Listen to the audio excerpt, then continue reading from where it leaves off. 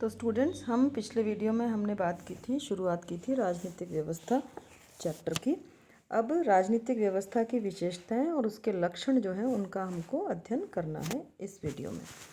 Almond जो बहुत जाने माने आधुनिक दृष्टिकोण के राजनीतिक विचारक रहे, उन्होंने राजनीतिक व्यवस्था की 5 विशेषताएं बताईं। राजनीतिक व्यवस्थाओं की सार्वभौमिकता, राजनीतिक संरचनाओं की सार्वभौमिकता, राजनीतिक कार्यों की सार्वभौमिकता, राजनीतिक संरचना की बहुकार्यता और 5वां राजनीतिक व्यवस्थाओं का सांस्कृतिक दृष्टि से मिश्रित रूप। तो राजनीतिक संरचनाओं की समानता से तात्पर्य है कि सभी राजनीतिक व्यवस्थाओं में राजनीतिक संरचनाएं पाई जाती हैं और इन संरचनाओं की परस्पर तुलना की जा सकती है। They are comparable. और इन संरचनाओं में अंतर केवल विशिष्टीकरण का दिखाई देता है। दूसरा, कार्यों की सर्वव्यापकता। तो सभी राजनीतिक व्यवस्थाओं में समान रूप से कार्य किए जाते हैं और इस संरचना की अपेक्षा हमको कार्यों पर अधिक महत्व देना चाहिए। तीसरा लक्षण इसका, राजनीतिक संरचना की विविधता। तो सभी राजनीतिक व्यवस्थाएं विविध रूप से कार्य करती हैं और ये कहा जाता है कि जैसे विधायिका कानून बना रही है, कार्यपालिका उनको लागू कर रही है और न्यायपालिका उनकी व्याख्या कर रही है। लेकिन रियलिटी में ये तीनों विभाग एक दूसरे के कार्यों को भी करते हुए दिखाई देते हैं। जैसे विधानमंडल विधि निर्माण के साथ साथ दूसरे एडमिनिस्ट्रेटिव काम और जुडिशियल काम भी करता है। जो ब्यूरोक्रेसी है वो न केवल कानूनों को लागू करती है बल्कि कानूनों के निर्माण में भी ब्यूरोक्रेसी की एक बहुत बड़ी भूमिका हो गई है। ये आप और हम आज देख सकते हैं। राजनीतिक संरचनाओं का मिश्रित स्वरूप। कोई भी राजनीतिक व्यवस्था विशुद्ध नहीं होती, सारी व्यवस्थाएं जो हैं वो मिक्स्ड सिस्टम्स हैं। राजनीतिक व्यवस्था परंपरागत और आधुनिक दोनों प्रकार के विचार और संस्थाओं का रूप होती है। राजनीतिक साधनों पर असमान स्वामित्व, यानी प्रत्येक व्यवस्था में राजनीतिक साधनों का असमान वितरण होता है। जैसे साधनों से यहाँ पर हमारा आशय है कि जिनके द्वारा एक व्यक्ति दूसरे व्यक्ति के आचरण को प्रभावित करता है, यानी कि धन, सूचनाएं, बल प्रयोग और बल प्रयोग की धमकी आदि इसमें सम्मिलित किए जा सकते हैं। छठा इसका लक्षण, राजनीतिक प्रभाव का प्रयत्न।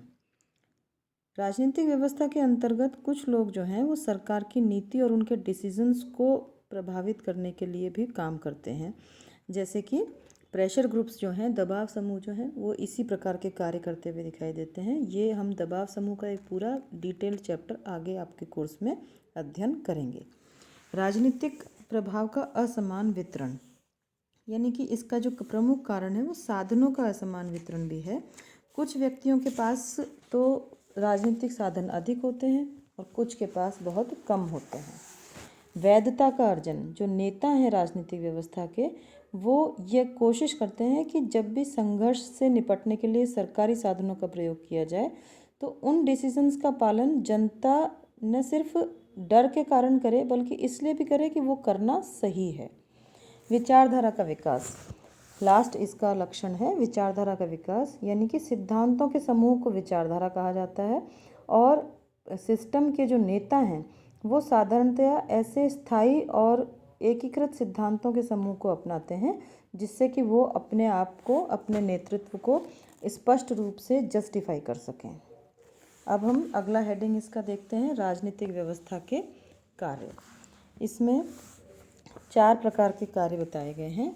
चयन और संयुक्तिकरण का कार्य, रूपांतरण या निर्गत कार्य, व्यवस्था अनुरक्षण का कार्य और व्यवस्था अनुकूलन का कार्य। आपको इस चैप्टर में कुछ शब्दावली में परेशानी आ सकती है कि थोड़ी सी शब्दावली, क्योंकि ये आधुनिक दृष्टिकोण के जितने भी विचारक रहे, ये समस्या व्यवहारवाद पढ़ते समय भी आपको दिखाई देगी और इस चैप्टर में आधुनिकीकरण में आगे, क्योंकि शब्दावली पर न जाकर के उसके भाव को यदि आप समझने का प्रयास करेंगे तो आपको वो चीज़ें आसानी से समझ में आने लगेंगी और उसको आप अपने शब्दों में राजनीतिक शब्दावली का प्रयोग करते हुए लिख पाएंगे।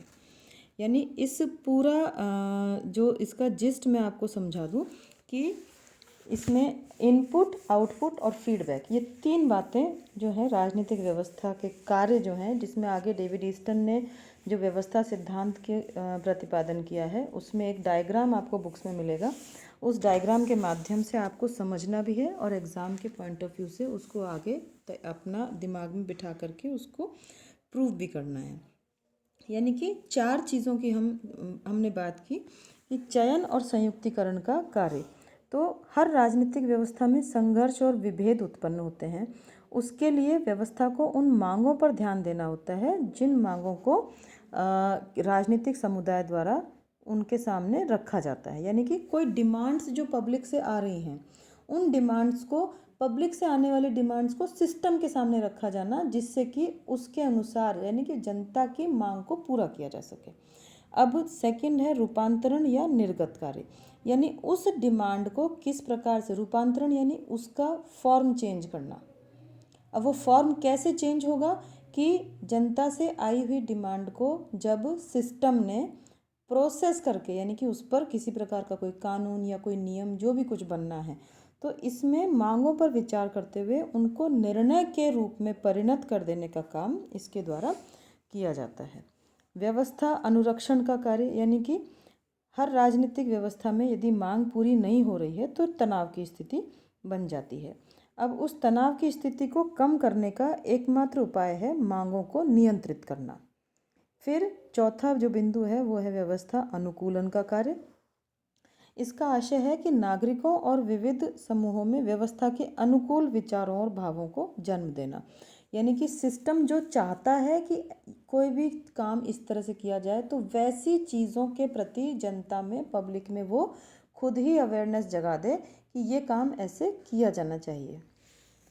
आगे डेविड ईस्टन ने जो सिस्टम्स थ्योरी दी है, व्यवस्था सिद्धांत का प्रतिपादन किया है, उसका अध्ययन हम अगले वीडियो में करेंगे। Thank you.